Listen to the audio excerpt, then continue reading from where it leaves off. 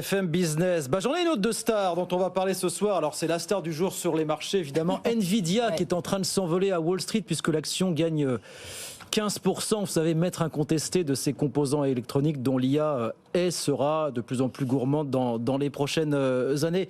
On est en ligne pour en parler avec Jérôme Valute, l'ami Jérôme Valute, associé au cabinet Cassiopée, enseignant à Sciences Po, qui est avec nous. Bonsoir Jérôme, merci d'être avec nous quelques instants.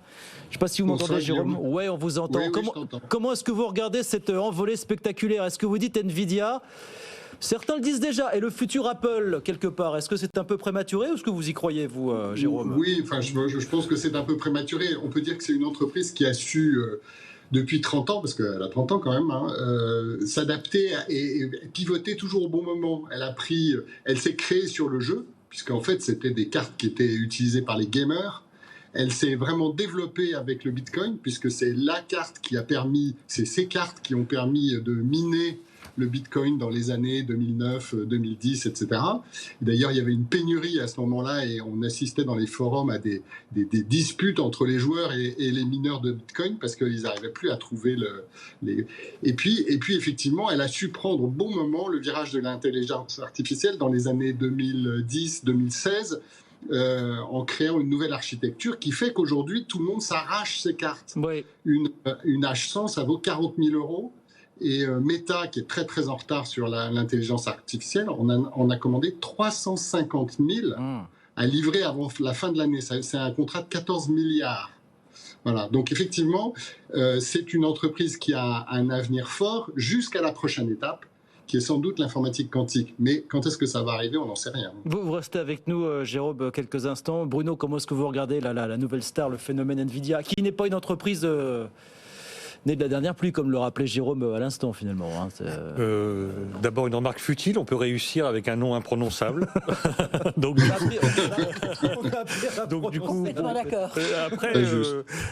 après, cette industrie des semi-conducteurs, c'est fascinant. Enfin, depuis toujours, avec des usines qui valent aujourd'hui 15, 20, 25 milliards de dollars ou d'euros de l'investissement. Donc, tout va très très vite vers le haut, tout peut aller très très vite vers le bas, puisque effectivement, ces usines peuvent devenir obsolètes dès la génération suivante et on peut se faire rattraper par quelqu'un. Nvidia, il a des concurrents.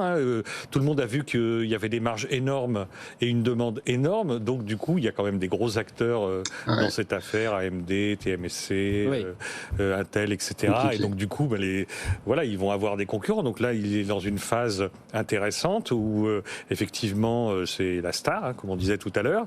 Et le titre est aspiré vers le haut, mais bon, il y a un côté spéculatif probablement aussi. Quand sur cette chaîne toute la journée, on a parlé des ratios financiers par rapport à la valeur du titre, donc j'en rajoute pas là-dessus, mais il y a une évidence, c'est que ça attire les spéculateurs aujourd'hui. Est-ce que ça durera? C'est pas sûr. Et puis surtout, il va y avoir des concurrents. Alors justement, je cite le directeur, le fondateur d'Nvidia aujourd'hui qui s'appelle Jensen Huang, qui a dit: Nvidia a permis l'émergence d'une nouvelle ère informatique, celle de l'IA générative. Rien que cela, quand même. Mais juste maintenant, il faut savoir si elle monte jusqu'au ciel, parce que là, ils ont fait des prévisions pour l'année prochaine, pour le prochain trimestre, encore plus forte, 24 milliards, donc ça fera un chiffre d'affaires de 100 milliards. Est-ce qu'ils vont y arriver ou pas? C'est vrai que c'est un côté complètement fou. C'est quand même assez délirant. On posait la bonne question, Bruno posait la bonne question, celle de la concurrence. Est-ce qu'on va vers une Nvidia des dépendances ou alors est-ce que d'autres acteurs vont finir par émerger? Et à quelle échéance? Comment est-ce que vous regardez ça, vous, Jérôme, finalement? Tout à l'heure, on parlait d'Apple. Je pense que c'est pas Apple qu'il faut regarder. Les 7 magnifiques. Finalement, il ressemble plus à un Intel qu'à un Apple. En fait, c'est un composant. C'est un composant des systèmes. La puissance, aujourd'hui, c'est l'intelligence qu'ils ont eue dans la capacité à faire travailler leurs puces ensemble. C'est le système CUDA. Mais ça, effectivement, l'avance qu'ils ont, c'est la capacité à développer des puces. Leur concurrent, ce sera des fabricants de puces, vraisemblablement. Ou, je pense, l'informatique qui fonctionnera autrement, c'est-à-dire l'informatique quantique. Mais pour le moment, on ne voit pas vraiment de concurrent qui soit en place et qui est la puissance de calcul que proposent les cartes Nvidia. Donc vous pensez qu'Nvidia restera pendant longtemps le maître incontesté de ces composants électroniques? Longtemps, je ne sais pas, mais les prévisions à 4 ans sont clairement sans concurrence. Moi, je ne vois pas de concurrent à 4 ans. Bruno? Alors, je ne connais pas très bien ce secteur, mais il y a cette chose qui est l'industrie, moi j'adore. Et donc, du coup, ce qui m'a toujours intéressé dans ces usines depuis toujours, hein, de composants, c'est des usines qui sont construites sur une espèce de coussin d'air. Plus on grave fin ces microprocesseurs, plus il ne faut pas que ça bouge. Donc, du coup, les trains, les voitures, tout ça, il faut que ce soit très loin, il faut que personne ne tousse. Et donc, du coup, il y a toute une ingénierie derrière de fabrication, en dehors de la conception où visiblement ils ont une avance considérable. Il y a quand même une mise en œuvre opérationnelle qui nécessite une vraie maîtrise, quoi. Et donc du coup, voilà. Donc je pense que les concurrents seront là, oui, effectivement. Edwige. Non, moi juste que ce qui me frappe quand même, si on parlait des sets magnifiques, de cette valorisation complètement dingue aujourd'hui de Nvidia grâce à l'intelligence artificielle. Quand on regarde notre CAC 40, quand on regarde un peu ce qui se passe sur le continent européen. Il y a 7009 ce soir sur le CAC 40. Non, je suis d'accord, mais c'est pas les boîtes, c'est pas les entreprises de demain, quoi. Vous voyez, c'est ça quand même qui est frappant. On l'a dit et redit plusieurs fois. Je trouve que quand on voit l'histoire d'Nvidia, on se dit, voilà, il y a quand même une distance absolument colossale entre ce qui se passe aux États-Unis et ce qui se passe chez nous, quoi. C'est vrai, c'est vrai. J'ai vu passer, Jérôme, vous me confirmez qu'Amazon va basculer sur le Dow Jones, l'indice Dow Jones, justement, histoire d'être un peu plus représentatif de ce qu'est l'économie américaine. À la taille, j'ai entendu ça, oui, effectivement, et à la taille qu'il a, ça se justifie. Ça se justifie. Comment est-ce que vous le regardez, cet environnement de la tech là, qui est en train de s'émerveiller pour l'intelligence artificielle? On racontait notamment tout à l'heure comment beaucoup d'entreprises de la tech américaine, après avoir boudé un petit peu la Silicon Valley, après avoir boudé un petit peu San Francisco, revenaient finalement les uns après les autres très rapidement. Qu'est-ce que ça vous inspire tout ça aujourd'hui, Jérôme? L'IA, il ne faut pas se tromper, hein. L'intelligence artificielle, ça existe depuis longtemps. Il y a une discipline qu'on appelle computer vision, qui est la reconnaissance faciale. Ça existe depuis longtemps, depuis très longtemps, ça fonctionne très bien.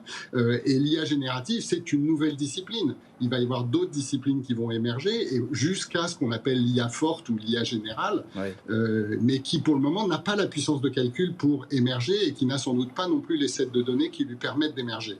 Donc on est au début. Je pense que la révolution de l'IA est une révolution aussi copernicienne que celle de l'arrivée de l'informatique dans les années 80 dans les entreprises.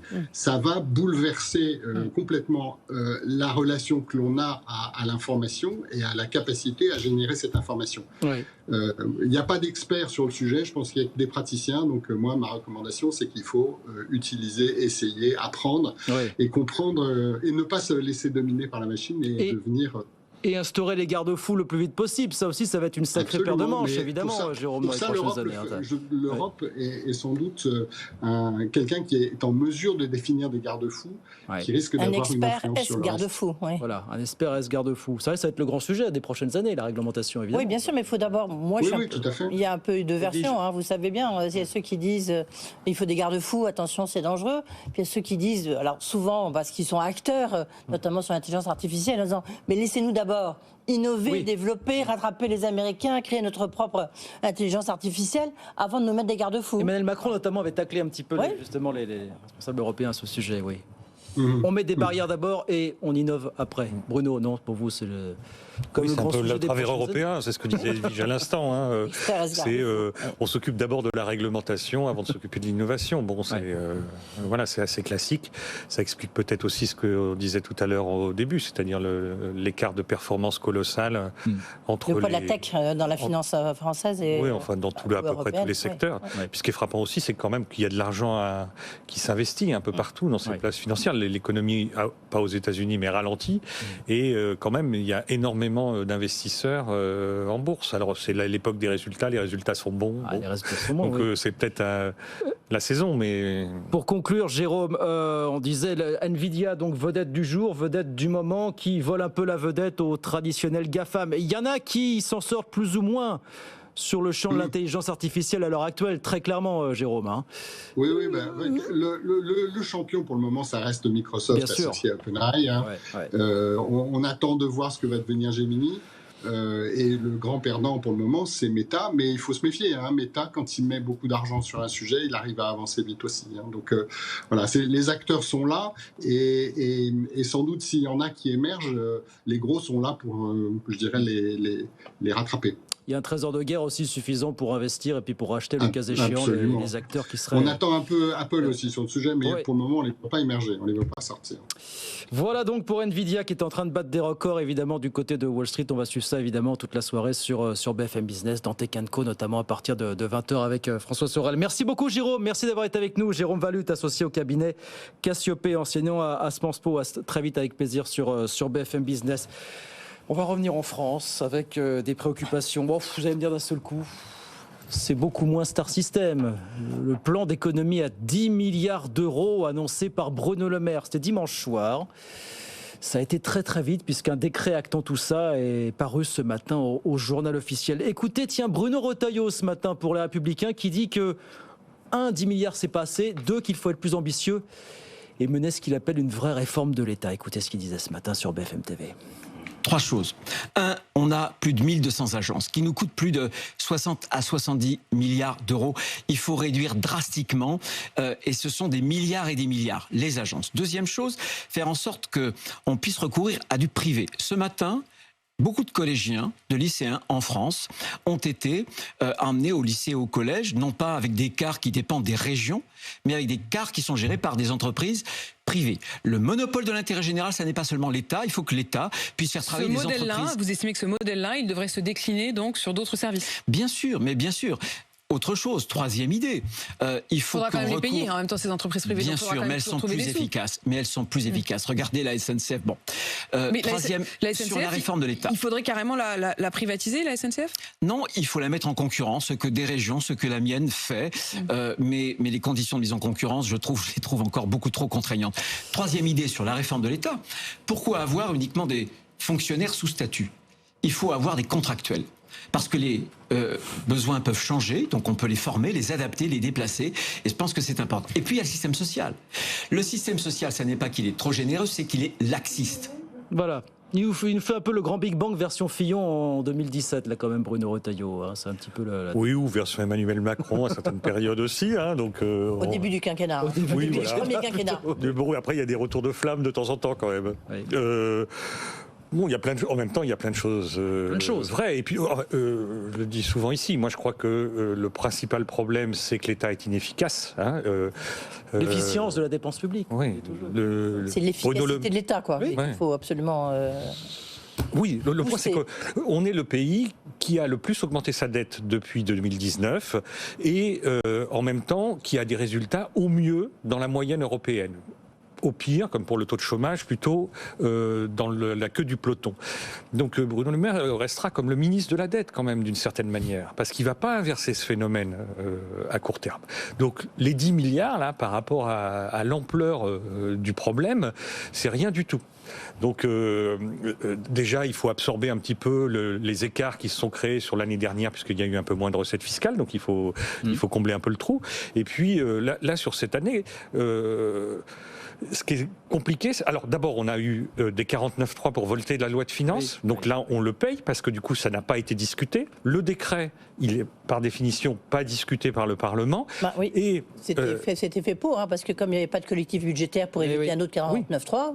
Oui, mais le point c'est qu'il nécessite d'autres décrets, c'est-à-dire que les 10 milliards, ils se portent pour certains sur des dépenses courantes, sur des dépenses de consultants par exemple, où on peut couper sans décret, mais après on a des dispositifs, donc ma prime rénov' ou dans le domaine de l'emploi, il faut des décrets pour modifier les critères de ces dispositifs. Et ça, il est clair que ça va ruer dans les brancards parce que quand on regarde, c'est 1,7% des dépenses, mais par secteur, c'est 10% du côté travail-emploi, mais c'est 30% pour certains postes quand même. C'est sur l'ampleur de l'effort que ça laisse songeur, et puis sur la méthode, c'est vraiment du rabot. Effectivement, vous avez 1 milliard dans le poste emploi, dans l'aide à l'emploi, 900 millions dans la recherche et l'enseignement, 740 millions dans l'aide publique au développement, 300 millions dans l'aide à l'accès au logement, police nationale 134 millions, administration pénitentiaire 118 millions. Voilà, comme ça se passe. Oui, puis en même temps, pour la police nationale, en même temps, on recrute parce qu'on a besoin de plus de policiers. Et voilà. C'est sûr, mais il faut bien, si vous voulez trouver 5 milliards, il faut bien le taper un peu partout. Voilà, c'est ce qu'il a. Oui. Au départ, on se dit c'est complètement absurde. Ils veulent plus de policiers, ils tapent dans la police. Ils veulent Allez plus de comprendre la formation, ils logique. tapent dans la formation. Ouais. Mais il faut reconnaître qu'il faut bien qu'ils trouvent des économies quelque part. Il y a pas de Moi, je crois cohérence. que le coup de rabot, c'est l'absence de politique. Ah bah oui. Le point. Ah oui, mais là, donc c'est il y a l'absence de c'est l'urgence surtout. C'est l'urgence. Parce que, en plus, ce décret ne dit pas ce qui a été mis en plus comme dépenses. C'est-à-dire, par exemple, pour les agriculteurs, on a vu qu'il y avait des dépenses Oui, supplémentaires. 150, Donc, ouais. il faut regarder un petit peu comment ça bouge. Au ministère de l'Agriculture, il y a des postes qui baissent. Oui. La recherche spatiale, c'est moins 30%, par exemple. Donc, du coup, est-ce que les astronautes vont manifester? Alors, il n'y en a pas beaucoup. Au moment où on dit qu'il faut relancer le spatial, Voilà, parce donc- que justement la concurrence est là. Combat La européen. culture, nos amis de la culture vont s'apercevoir qu'il y a des coupes qui atteignent 10% sur certains secteurs. Et donc, du coup, le problème, c'est qu'il faut prendre chaque programme de la loi de finances, regarder ce qu'il y avait en LFI, en loi de finances initiale, et regarder comment ça impacte. Qui ça impacte, comment, et qui est épargné, ça c'est un vrai sujet aussi, et surtout derrière réécrire des décrets, parce que sur la formation professionnelle par exemple, si on met un reste à charge sur le compte personnel de formation, Oui. bah, du coup il faut écrire un décret, ça se fait pas comme ça Là, c'était vite. Hein. Donc ça arrête tout. Oui. Non, sur le compte personnel de formation, je pense que pendant quelques temps, il n'y aura aucune décision qui va être prise en attendant que les décrets soient appliqués. Non, mais Ça peut précipiter les choses aussi, c'est-à-dire que ça dépend si on fonctionne à guichet. Là, pour le moment, on est à guichet ouvert sur certains dispositifs. Ouais. S'il s'agit de fermer ces guichets, bah, il peut y avoir une précipitation. C'est-à-dire que tant que le décret qui dit qui a le droit de venir au guichet demander sa subvention n'est pas écrit, Oui. le crédit n'est pas coupé en quelque sorte. On peut avoir un dépassement budgétaire. Ouais. Sauf, on eh peut oui. avoir aussi le fait d'avoir de l'autre côté du guichet quelqu'un qui dit attendez, on ne sait plus très bien qu'est-ce qu'on Ouais. peut donner ou pas donner. Ah oui, mais là c'est encore un petit peu plus problématique. C'est Bah oui, on arrête tout sans écrire le décret. Et donc du coup, sur certains dispositifs, on peut avoir des problèmes de droit. C'est-à-dire, le décret donne un droit. On peut revendiquer ce droit. Ce n'est pas le fait que le guichetier soit malade ou ait reçu un ordre bizarre qui peut faire qu'on n'a pas ce droit. Et donc du coup, ça se regarde d'assez près. Voilà. Donc là, si je compte bien, on est déjà à plus de 20 milliards d'euros d'économies sur 2024 versus 2023. Et on nous annonce déjà qu'il faudra trouver au moins 15 milliards l'année prochaine. Vous voyez les signaux noirs qui s'accumulent déjà en vue de la préparation du budget 2025. On lisait hier dans la presse qu'on réfléchissait à ne pas indexer les pensions de retraite et les prestations sociales à hauteur de l'inflation pour l'an prochain. Voilà. Bah, c'est Le sûr, ministre oui. Thomas Cazenave qui disait il faudra qu'il y ait un débat à ce niveau-là, forcément. Voilà. Lorsque vous voyez le coût, les 14 milliards qui ont été versés Oui. pour justement rehausser les petites retraites, sans doute important, même essentiel pour ceux qui les touchent, les perçoivent. Mais en même temps, le coût de 14 milliards est quand même gigantesque. Il y a quand même eu des dépenses qui ont été faites. Il y a ces 14 milliards. La suppression de la taxe d'habitation, Oui.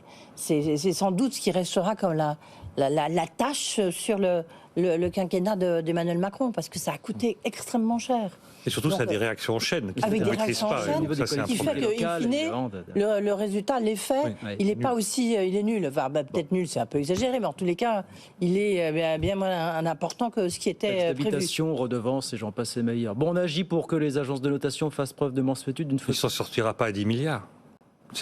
C'est pas 10 milliards qui vont changer Je la rappelle, vie. Fitch Moody's le 26 avril, Standard Ouais. Poor's le 31 mai, donc quelques jours, une dizaine de jours avant les élections européennes. Voilà. Alors après, il y a les agences de notation, il y a le spread de taux. Ce qui est important, c'est le spread de taux. Ah oui, mais ça, Donc on verra ce que ça donne. Mais on va déjà se faire engueuler à Bruxelles avant. Puisque là, au Conseil de printemps, puis au mois d'avril, normalement, on va examiner. Ouais, enfin, non, beaucoup de pays européens ont amélioré On fait des efforts. leur situation de surtout, finances publiques, que ce oui. soit la dette ou le déficit, Oui. depuis, par rapport à avant le Covid. Italiens et Espagnols seront sous les 3%. Non, mais le problème, c'est les gros pays. Oui, d'une part, mais les gros pays ont un peu tiré l'Europe vers le bas. L'Allemagne, la France, l'Italie, l'Espagne. Mais quand vous regardez des pays comme le Portugal, comme les Pays-Bas, donc pas seulement des paradis fiscaux, on va dire, comme l'Irlande, vous vous apercevez qu'ils ont amélioré leur situation budgétaire par rapport à avant le Covid. C'est-à-dire qu'ils ont absorbé tout la bulle Covid, plus des efforts supplémentaires. Et ils sont toujours vivants, hein, donc voilà. Nous ferons donc taper sur les doigts Alors, pour les agences de notation dès le printemps. Voilà, on suivra ça. Ça promet un été passionnant, plus la campagne des Européennes, évidemment. Voilà, c'est terminé pour ce soir, 18h56. Bruno, on vous retrouve dans un instant. Vous revenez avec nous jusqu'à 20h, bien sûr. Edwige, on se retrouve lundi prochain. Lundi prochain, il y aura quoi? Il y aura le sommet de l'agriculture, avec oui. l'intervention, le grand débat d'Emmanuel Macron samedi. Donc, une semaine, évidemment, On en parlera beaucoup dans la grande interview. Je recevrai lundi, c'est Thierry Blandinière, le patron d'Invivo, ouais, bien sûr, oui. le géant de l'agroalimentaire. Tiens, ça sera le jour aussi